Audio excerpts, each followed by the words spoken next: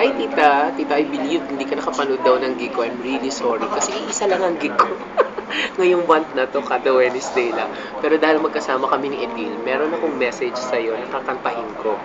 Ang title nito, Forever, Kenny Loggins. How many roads have gone by? So many words left unspoken.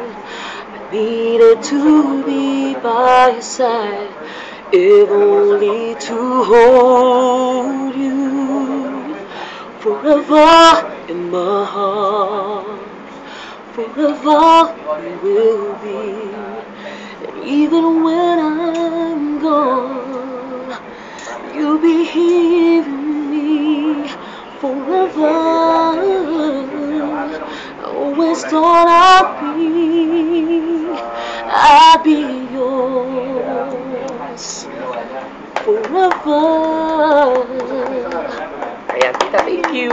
Bye-bye.